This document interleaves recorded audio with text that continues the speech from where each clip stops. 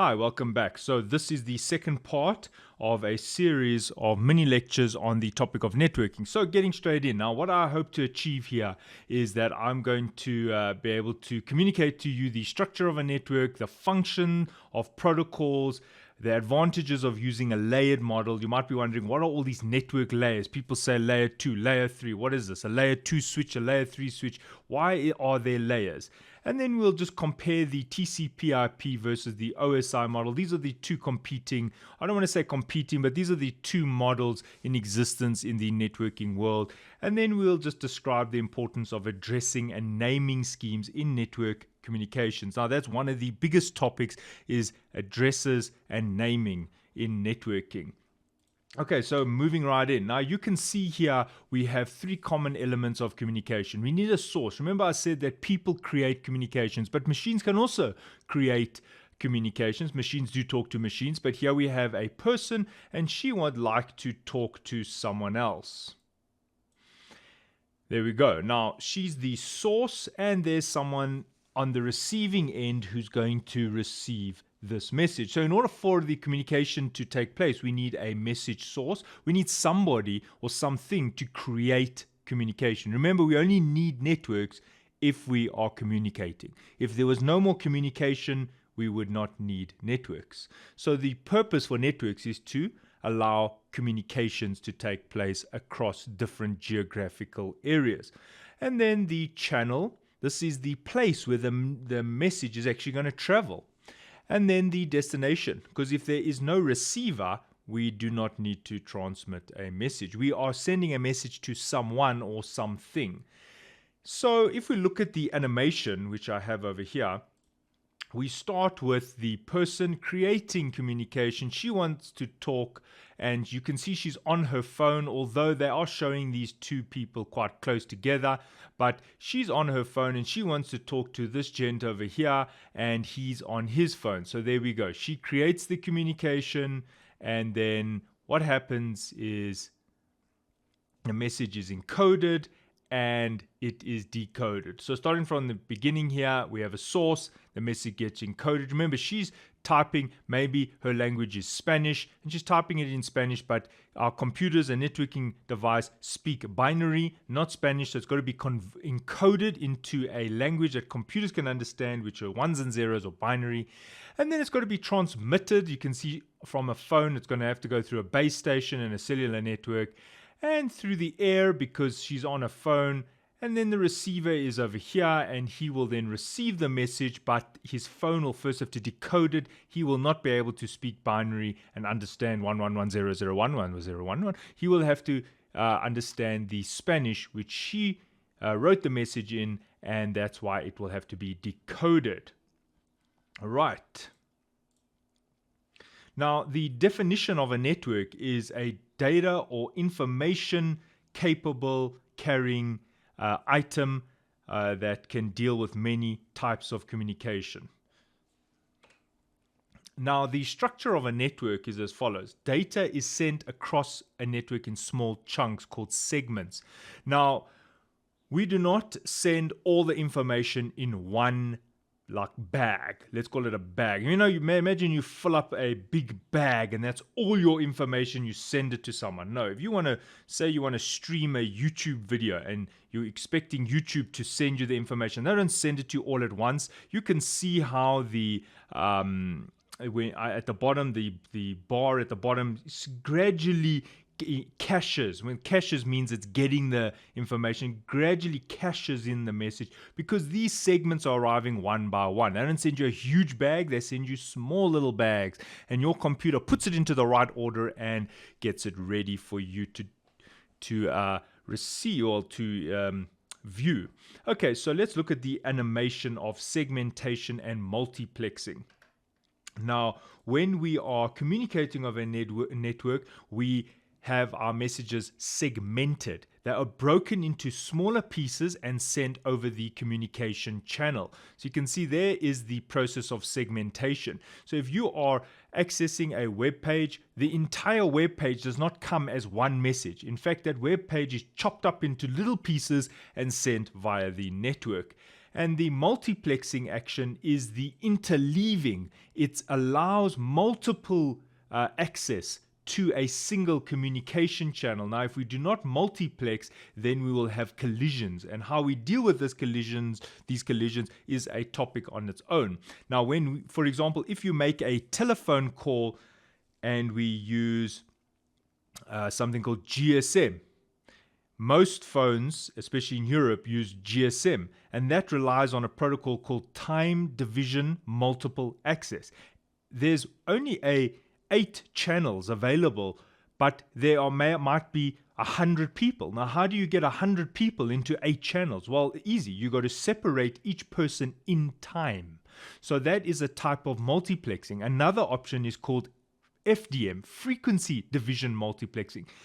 Maybe there are 100 people all trying to use one channel. How do you get 100 people to share a single channel? Well, if you separate these people in frequency, maybe he transmits at a frequency of 10 kilohertz and she transmits at a frequency of 100 kilohertz, they will not interfere with each other. And then we have another method called CDMA, which is code division multiple access. So this assigns a unique PN code to each user, and then when we hash that code onto this user and we hash a different unique code onto this user, then at the receiving side we can then demultiplex. That's the opposite of multiplex. Multiplex is the combining or interleaving of two, while demultiplex or demux is the separation at the receiver. Then we just remove the code because we have the key, because we knew what the original code was. All right, if that is confusing, don't worry. The point is that many people accessing a communication channel, how do we deal with that? Well, we have to segment and multiplex. If we did not segment, then this chap over here would have all his communication transmitting in one go and she would never have a turn. So by segmenting the packets, we get an opportunity to share the media. The media is this communication channel. Now, I know that you probably know media as in something that you watch on TV or something you read, magazine media, but in networking, we use the term media to describe the channels or the items that allow us to convey information on. So this could be copper wire, it could be glass, maybe fiber optic, it could be the air, maybe it's wireless, and that is called media. All right, so moving on. Now, when we transmit over a network, we need 3 things. We need devices. Now, this is all the items that actually allow us to have internet or network connectivity. They are actually the hardware, but these devices have to be connected to each other. So a router has to be plugged in to a network or to another router in order for it to communicate, or it at least needs an antenna. Then it still needs to be able to communicate to another antenna. So that's the media. You can see the media are the interlinkages. That's the cables or whatever you want to call them, whether you want to call it Cat5 cabling. If you're using Ethernet, Cat6, that's the copper cables. If you want to use it fiber optic, if you want to call it fiber optic, not a problem. And that's the media. We also have something called services.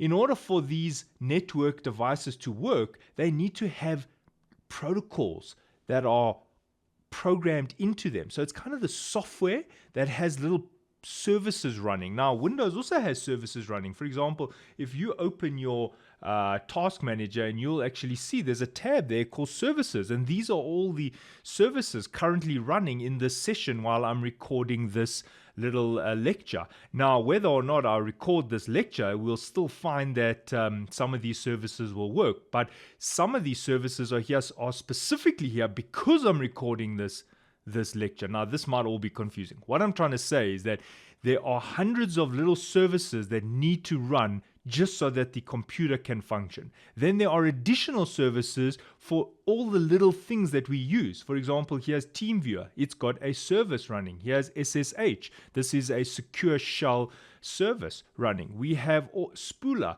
This is for your printer. Whether or not I'm recording a video, this service is going to run, because when I press print, I expect the document to print on the printer. So that's the spooler ready for the command to print. So without these services, these devices would be lame or redundant, useless. The services need to be programmed into the devices so that they can act.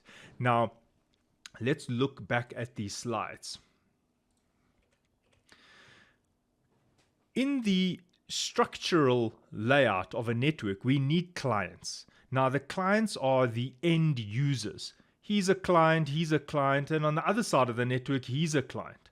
So these are people or machines, they can be machines, but these are people who interface with the network. I'm a client when I log in to my computer and access the internet. I'm a client. Maybe I log into an online shop. Maybe I go to Amazon or a website. Maybe I go to a bank. I'm the client. But who am I logging into, or who am I accessing service from?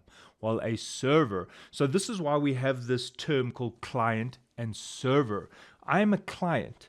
I'm not providing a service for a server. I'm requiring a service from a server. So you can hear the language that I'm using. I'm a client and I want to log in to a server somewhere. Here's a server, and I log in and I access services which are running on that server.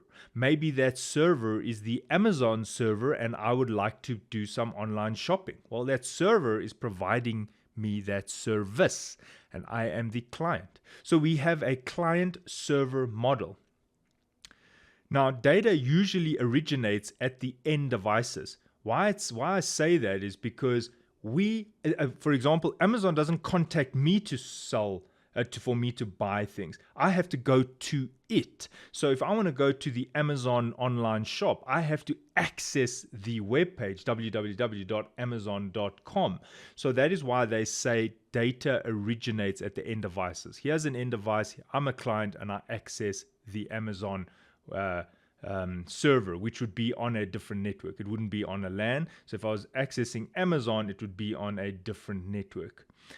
And then the network arrives at the end nodes. So we have different nodes in a network, and as the data travels, it goes through these nodes. All right. A client, however, can be a server. In the peer-to-peer model, clients actually do provide services for other clients, and that is something based on the Nutella protocol, but I'm not going to get into that. For general purposes, just know that clients access services from servers, and that servers provide clients with services. Okay, now we look at the interconnectivity and how networks are actually structured. Now, these are the intermediary devices. When I was using the example earlier of going to Amazon, let's call this one of Amazon's servers. Now, I'm sitting here in, let's call this California, and I would like to access Amazon server, maybe the Amazon server, I don't know where it is, but let's just say, for example, the Amazon server is in India. Now, you might be wondering, why do I say India? Because data centers are spread out throughout the world. Don't just assume that because a company is an American company that their data server is sitting in that same country. No, you'll find that many of your trusted servers that you are accessing all the time are often in different countries. So here we go. I'm accessing Amazon, and just for example, it's sitting in India. How do I get there? Well, I have to travel through various internetworks, which is what the word internet means. Internet means interconnected networks. For short, internet, an internet. Now, we often call that a cloud. Now, here I have a series of routers. these routers know the best route for me to get to the Amazon network in India. And these intermediary devices is the entire network, internet. And these intermediary devices is what we call the cloud. And the cloud consists of millions, hundreds of thousands, millions of routers that are interconnected in some way. It does not mean that every router is connected to every other router. Absolutely not. There is a tiering system. For example, I have in my earlier lecture, which maybe if you're not following this, just go and have a look at that.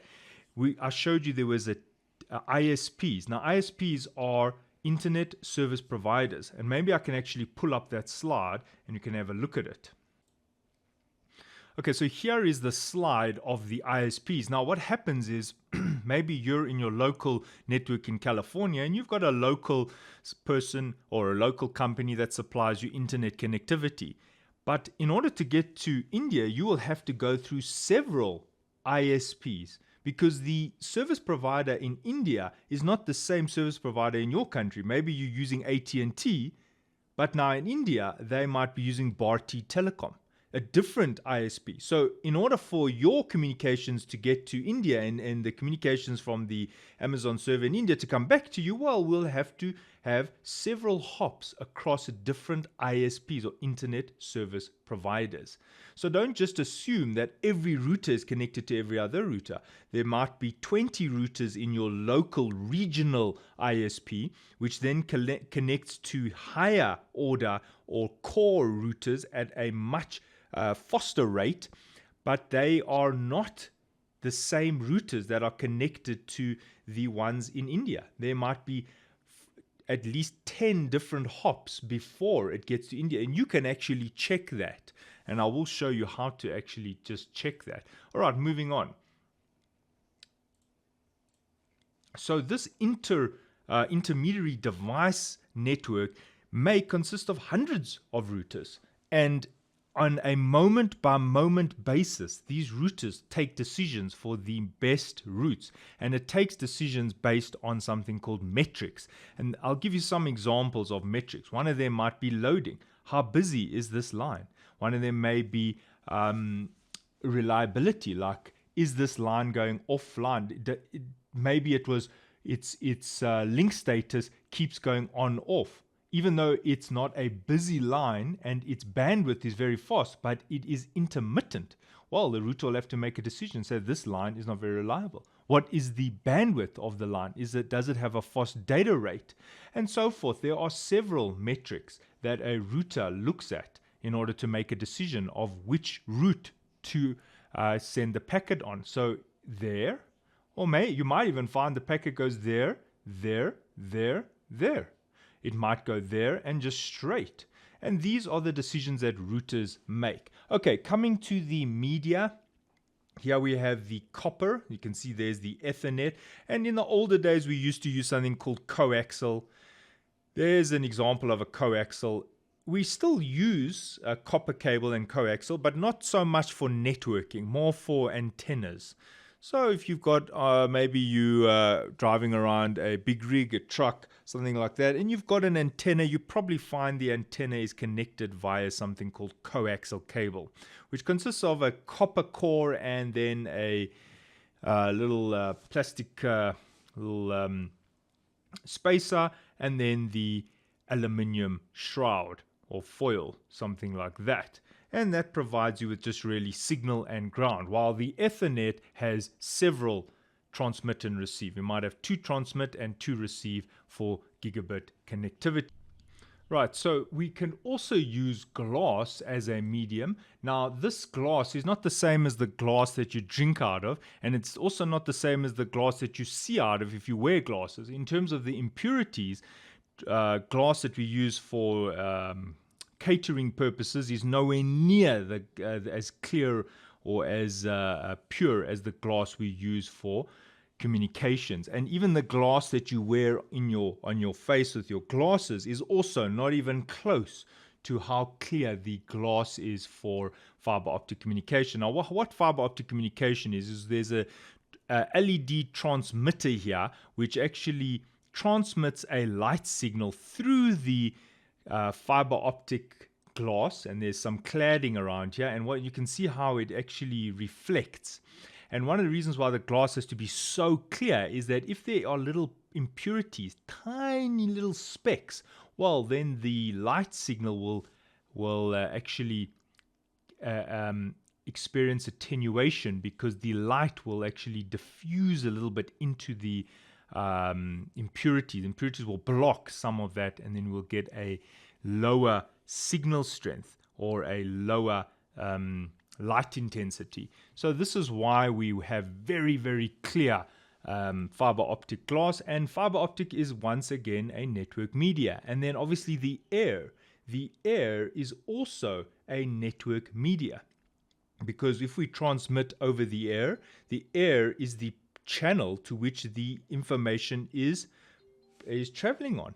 So that's another media. People forget that the air is media, and so is water, because if we are under the sea, well, we're in the sea, and then we have a submarine, and the submarine works on sends a signal maybe via sonar, then the water is actually the media, because the signal is traveling in the water.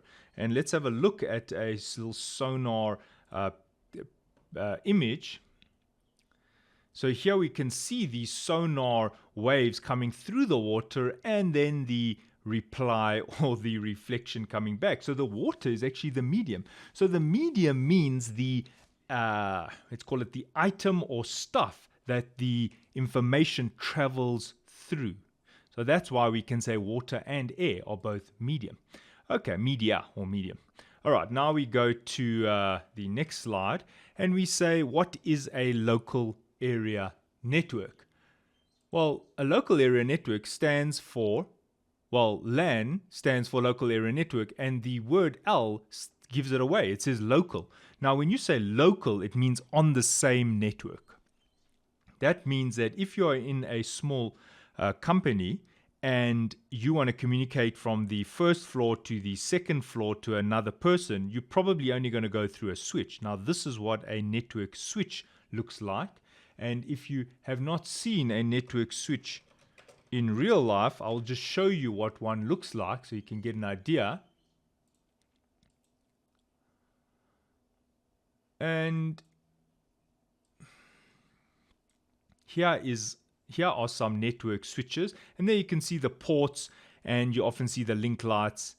These are all network switches. This is an old Catalyst, a Cisco network switch, and you will see varying sizes. Now, don't confuse a network switch with a hub, and I'll explain the difference in another. I think I have explained the difference, but I will explain the difference in videos to come. But the most important thing is that the switch allows for higher bandwidth and many collision domains, whereas a hub is a shared device. Now, in your network, you probably have a switch, and if you are communicating to your buddy or colleague, even on the same floor or on a different floor, and you have a similar IP address range, you are on a LAN, a local area network. However, if you want to leave your network, maybe this guy over here wants to go to Amazon.com's website, well, now he's leaving the LAN. So the LAN means it's local to your network. Anybody on that network should be able to see the other users on that network, and that's a LAN. However, some network infrastructure is set up in a way that groups of users cannot see each other, yet they are still on a LAN. And we'll get to that in some more detailed lectures a little bit later. But for the general user, when you're on a LAN, you should have connectivity with everybody who's plugged into your little network. Now, a little network could be as many as 500 people, just by the way. Okay, now, moving on.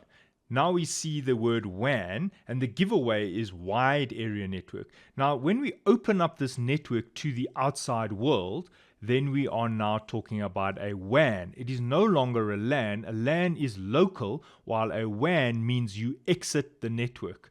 So this is when we need the router.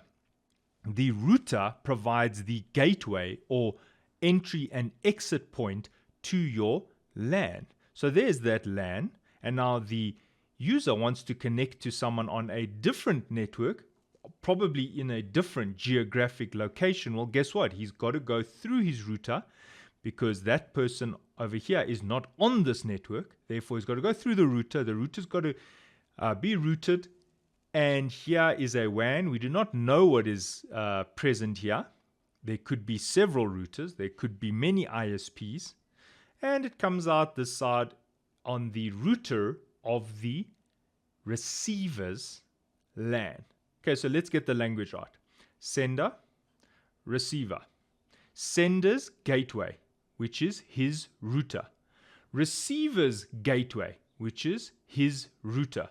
Sender sends a message via the gateway through the WAN to the gateway of the receiver. The gateway of the receiver then knows that the receiver is on this local network and forwards the packet to him. When the receiver decides to reply to the sender, he sends a message, but this router knows that that message is not for anyone else on this network and forwards it over the wide area network. And then when this router receives it, it says, hey, this message is for someone on my network, and forwards it to the correct user. All right, so now think about the internet. This is millions and millions of LANs intermeshed via routers all over the world. I don't know if you can come to terms with how big this network is of interconnected nodes. There is a website that shows air traffic control or planes that are traveling in real time. And I wonder if I can bring that up. Let's see if we can find that. All right, now you can see I'm on flightradar.com's website, and you can see all the planes leaving their little city, their cities, and coming back to their cities. And you can see, look at Europe, how many planes are currently in the air. It is just insane. Now, if you think this shows connectivity, well, let me just tell you that networking is about 1 million times more. There are interconnections going everywhere. So just to give you an idea of how connected the world is, and in terms of intercontinental communication, we have underwater sea cables that are connecting our continents, and we have satellite uplinks. So if we want to just see some of the CCOM cables, for example, I'll just show you some of the underwater sea cables. And here we see just in terms of Africa, you can see that there are several underwater sea cables from different companies. Look at these. These are actually in the sea, and they are fiber optic, and they provide connectivity through various nodes across the continent of Africa to Europe and via the South America and Asia. Now, each continent has a series of these interconnected cables, and also don't forget the satellite and radar uplinks. So when we're talking about the internet, we are talking about a heavily interconnected network. It is very difficult to disrupt these networks. I'm not saying impossible. I'm just saying it's very difficult to actually cut the communication. You may slow it down, but because of the extreme interconnectivity, we will find that there are other ways or other routes to get the information through to your local network. Okay. These are some of the symbols that we use in networking. That's what we call a router, a LAN switch, a hub. We don't use hubs anymore, and please, hubs are not the best network devices. You should try and stay away from them if you can. Just use switches. And then there's servers, desktop. Now, why are you seeing these symbols is when we do simulations, we usually use software. Say we use Packet Tracer, then in order to simulate our networks, we need to use software to see if it will actually work. So this is why we have these little symbols, because we do these little simulations and we connect the networks together to see if our designs would actually work. And that's why the symbols are used in networking. So we can also, without just using text, it's easier on the eye to solve these network designs. All right. The reason for protocols is that we need a set of rules.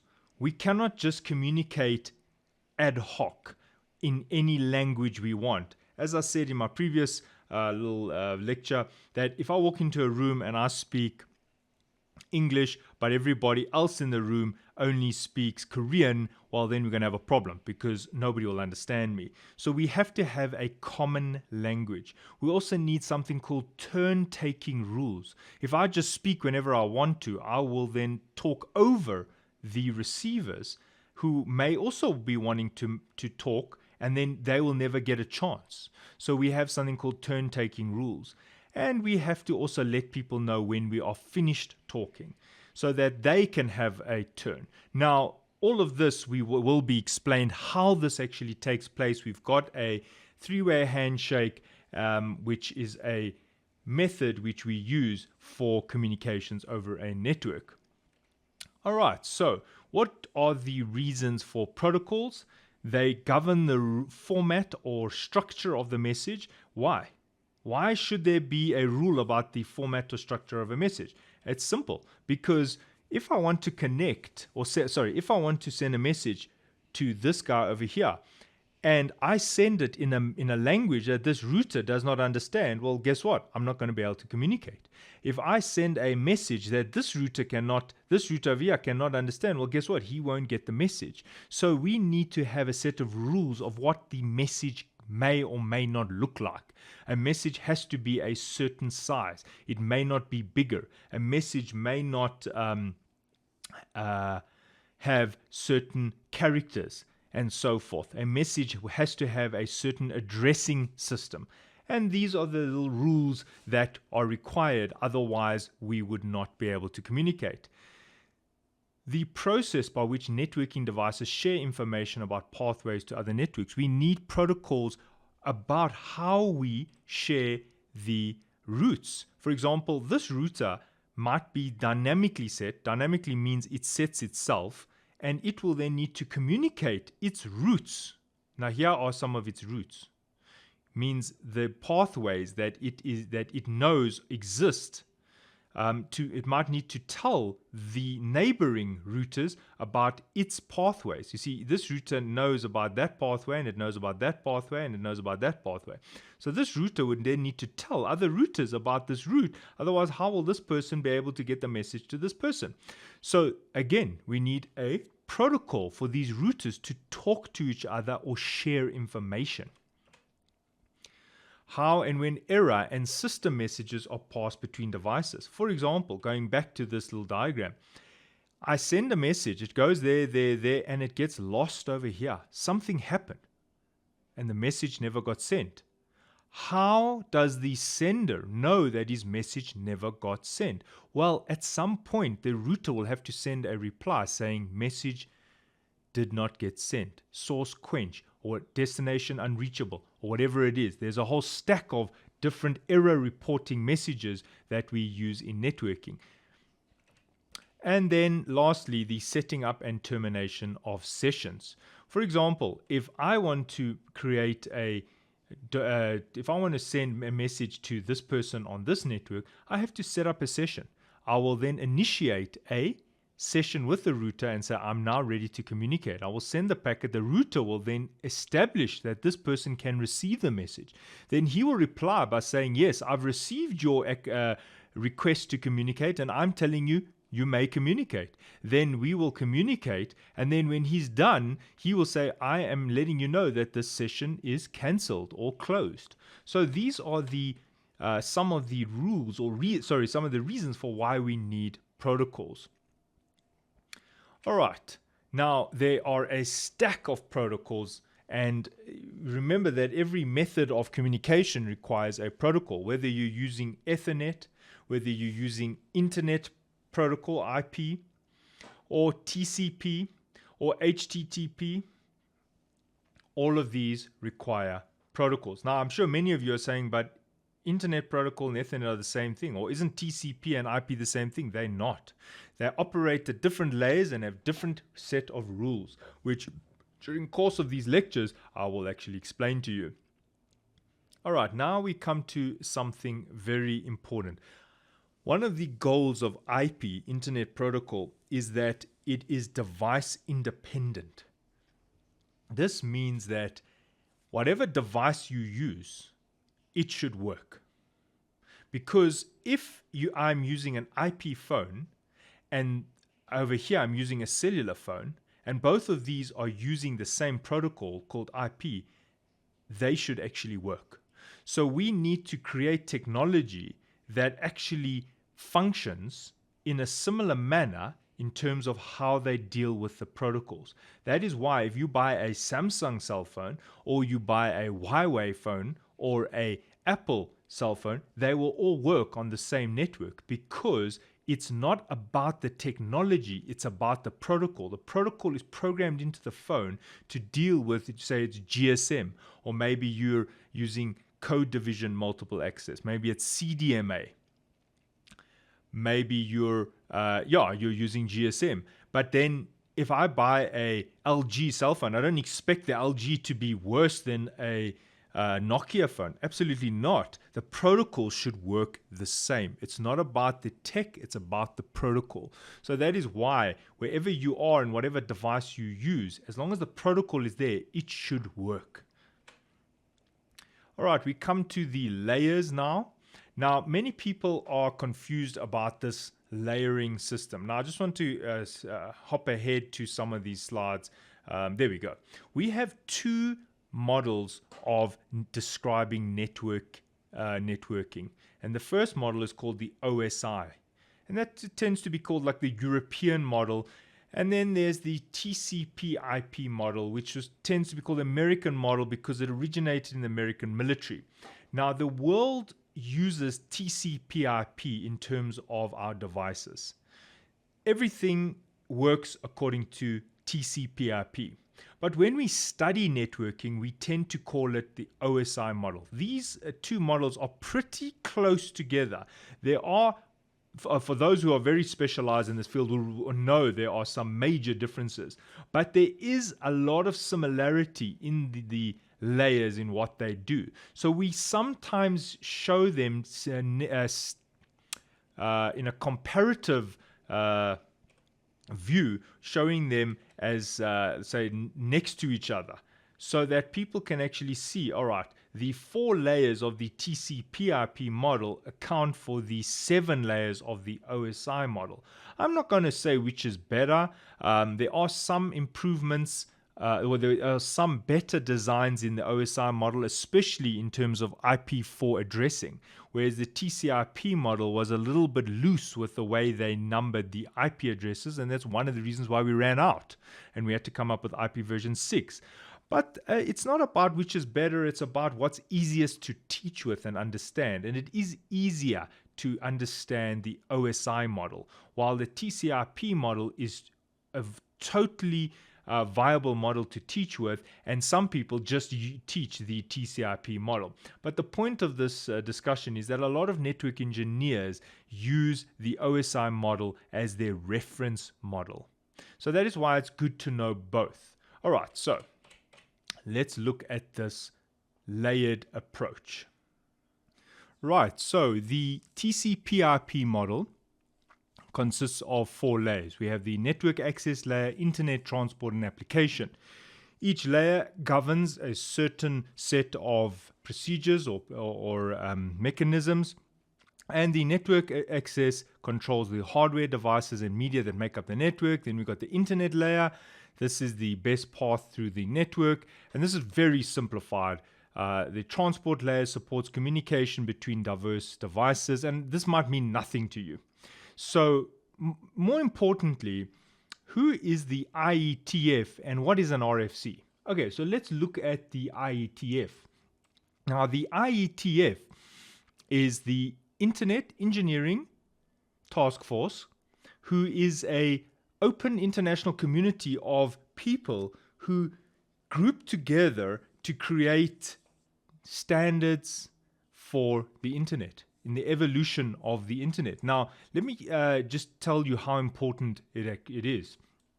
There is something called RFCs. Now, RFCs is a memo, or it's a little bit more formal than a memo, but it's a request for comments. It's a document set out in a certain format, or like a mini journal that contains technical notes, and they want people to comment on it. And there are thousands of RFCs. And let me tell you how long this has been going on for. Here is the RFC 791. Look at the date that this RFC was published, September 1981. And look what it was called, Internet Protocol, and it came from the DARPA Internet Program Protocol Specification. And you can see that this is very important RFC. Now, just looking through this RFC from 1981, you will find something very interesting.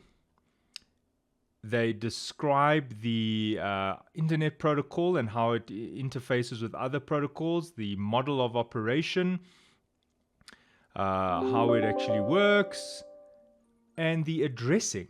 Now, I know, sorry, I'm doing a lot of scrolling, but I'm looking for something specific. There we go. The specification of the IP header. Now, when you send a packet across a network, it has something called a header. And in that header is special, very important information that tells the network devices what to do with the information, where it's going, what information is in there, where it came from, if there were any errors. And here it is, the version, the type of service, the length of the packet. It's got an identification number. The TTL is the time to live. How many times around the network, or how many router it's already gone through, how many hops it's gone through. The protocol, what version of IP it is. The checksum. This is to do with error checking. The source address. The address, the IP address of the person who sent the message. And the destination address, the address of the person who's receiving the message. And guess what? In September 1981, we have this specification. And guess what we're using today? This specification. So that just shows you how, if you really want to be a specialist on the internet and protocols and understanding, a deeper understanding, just spend some time on the IETF's website and browse the RFCs. There are thousands of RFCs, and you could really get a deeper understanding of the internet. And a lot of these RFCs are about things that are going to happen in the future.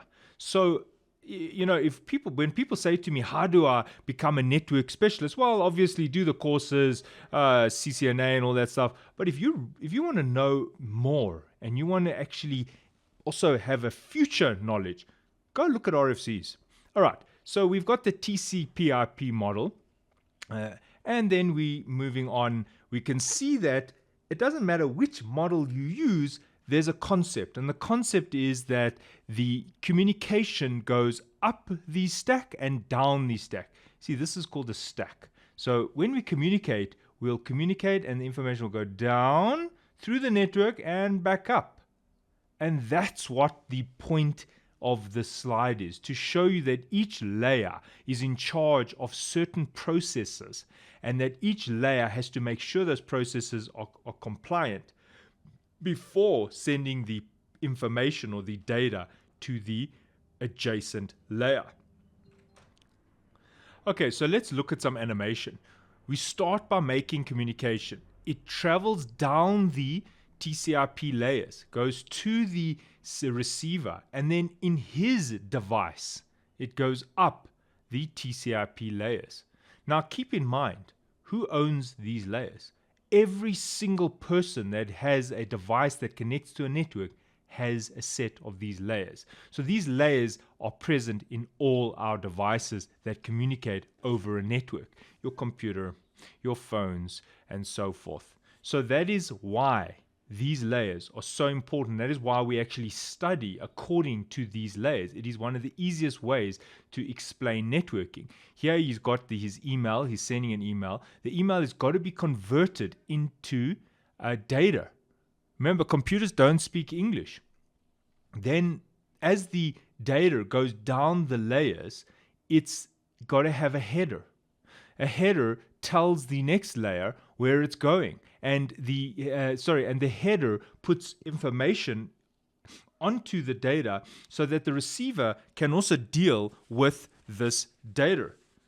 So as it goes down the TCP layers or the OSI layers, depending which model you're using, it gets additional headers. So it gets these headers and actually a footer in one of the layers. And these headers provide signaling information for all the network devices. Now, earlier, in one of the earlier lectures, I did say that we have a packet, we have frames, and we have segments. You can see that closer to the user, we call the data with the header a segment. A segment consists of data that is close to the user, and thereafter, when it goes down to the next layer, it is called a packet. It's only called a packet when it's in the format of IP, meaning it's got an IP address. And when it goes down a layer further and it gets something called a MAC address, it is now called a frame. Okay, you will see this further in more videos to come. And then further down, when it is actually transmitted onto the media, your cables or through the air, it is transmitted as bits. Right. Now, here is another slide showing the process. There is a web page. This is the data. And as it goes down the layers, it gets its headers, TCP data. Now it gets its IP address. Now it's called a packet. And once it goes onto the Ethernet layer, it is now called a frame. And then it moves through the network as a bunch of ones and zeros. And when it gets to the when it leaves the server and it's coming back to the sender, it's got to be decapsulated.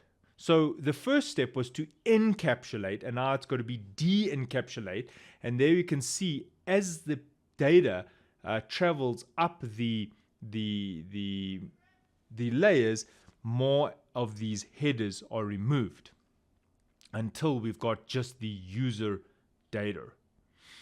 Now, you might find it quite annoying when we use different terms like frame, data, segment, and packet.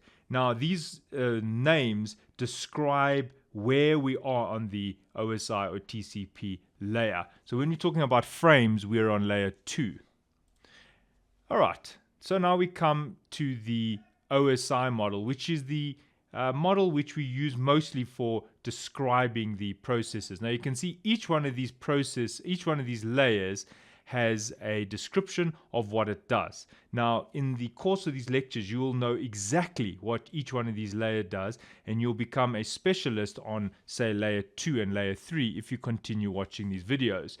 And that will make you or help assist you in becoming a proficient person in understanding networking. Okay, so let's just go back to the PowerPoint and just see what else there is for us. Okay, now earlier I did say that these two layers can be compared, and here we're comparing the OSI layer with the TCP model.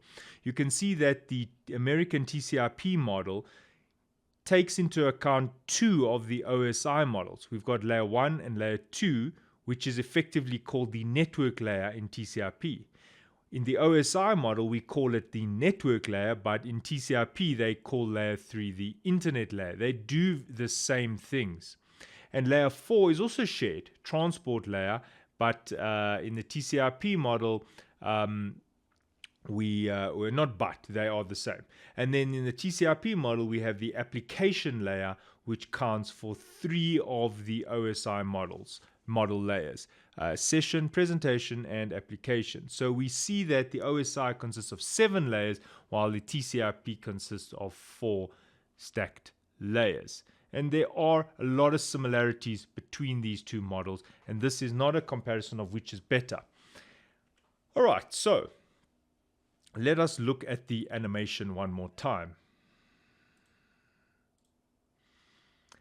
In the physical layer of the OSI model, this is the layer which governs the physical protocols, like the rules to do with the electrical signals, the functions, the procedural means to activate, maintain, and deactivate physical connections for bit transmission to and from a network.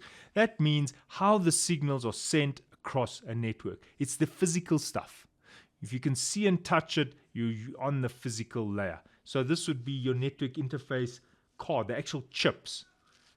Although, yeah, and then the media, the cabling and so forth. An antenna is a device on the physical layer. The size of the antenna is governed by certain standards. That is linked to the physical layer. Right, the data link layer is the layer where we have Ethernet and we have frames. And this is the layer where transmissions on a LAN are most prevalent. For example, we transmit our information on a LAN and we use MAC and IP addresses, but mostly through the switches we use layer 2.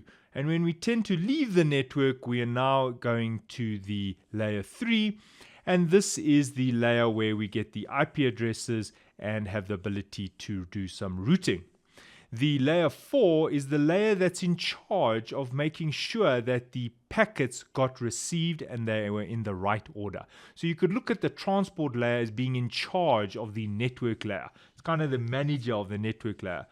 Because IP, which lives on layer 3, does not know whether a packet got received. If you send a packet via IP, Internet Protocol, we do not know if the packet got received. But layer 4 will know, because that's in charge of the IP layer. So that's kind of like the manager to see, did the IP do its job properly? And then we've got the session layer, which provides services to the presentation layer, supporting this layer. And then we've got presentation. I'm not going to get into too much detail. I've got an entire video on these two layers. But what I do want to tell you is that as network engineers, we mostly focus on layer 1, 2, and 3, and in a little bit layer 4. 5, 6, and 7, well, those are the people who mostly deal with software, like the people who set up servers and things like that. The networking guys and gals work on the layers 1, 2, and 3, and a bit on layer 4. Okay, now there's the comparison, and then obviously you can do some practice labs and so forth.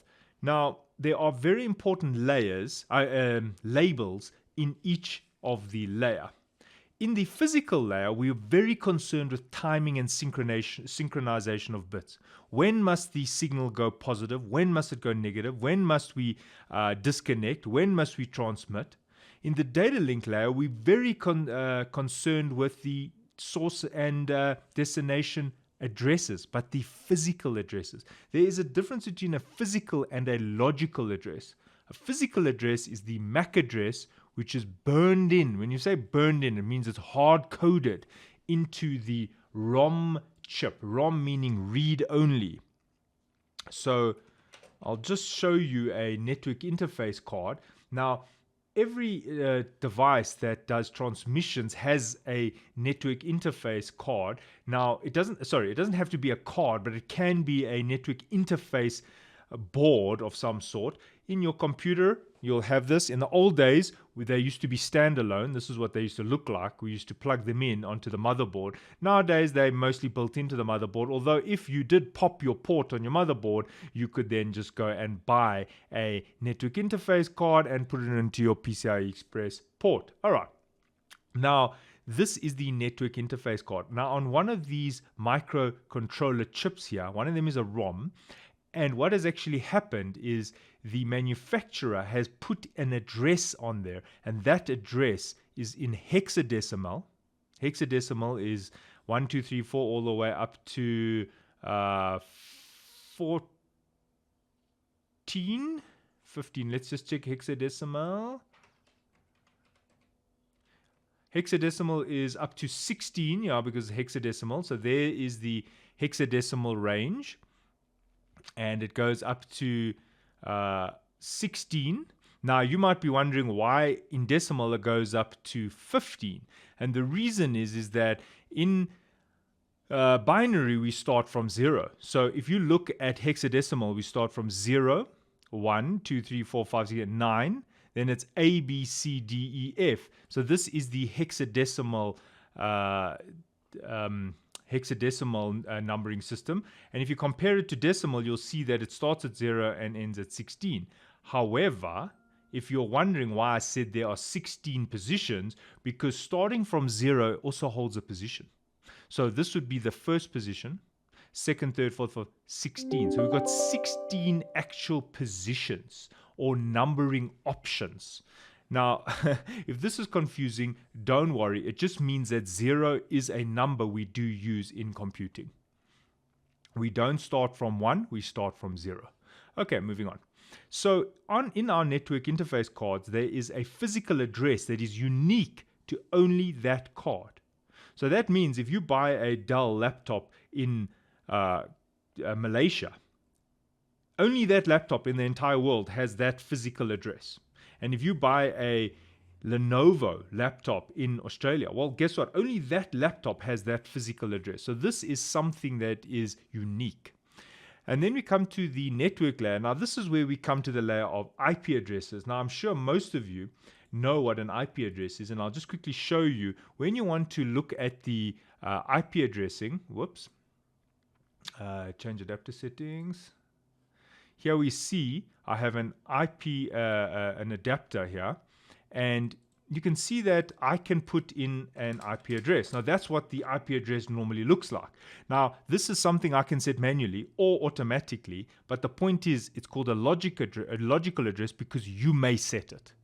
You set it according to some logic. It's not set in a factory. So you may change it. You may have duplicate addresses, especially if they are local.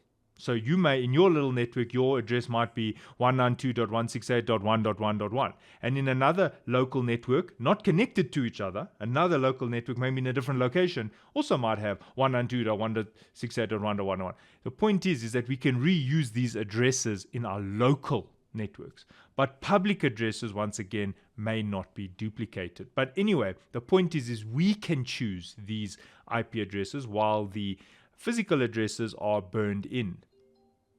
Now, the transport layer is important. It's concerned with the destination and source port numbers, where we call this a socket. Now, we'll get into this a little bit later. All right, so that is, I think, coming to the end of this slide. Let's just have a look. Yes, we're almost there. When we communicate over a network, our computer has several ports. Now, I'm not talking about ports that are your port for your USB and your Ethernet cable. I'm talking about another list of ports. There are, I think there's 65,000. Let me just check here.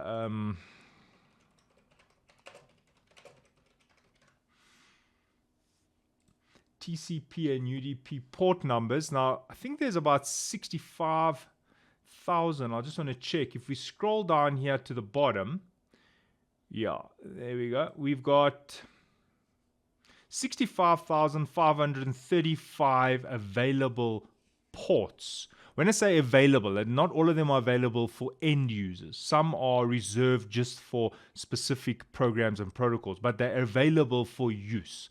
65,535 ports. Now, when we communicate over networks, we use these ports. For example, if you are communicating to a telnet, let's say an FTP server, there should be number 20, I think. FTP uses port 20. If you are going to do email, you'll see there's port 25 for SMTP, telnet sitting at 23. SSH, secure shells, 22. Now, some of these might make sense to you. You might like, oh, yes, I know that one. We also could find the internet port at 80. So usually we're transmitting via the internet through port 80. So you can see all these ports. There are tens of thousands. And there are also some dedicated ports here for certain games, believe it or not. I think there's a one for World of Warcraft. Let's just see. I think it's let's just go Warcraft.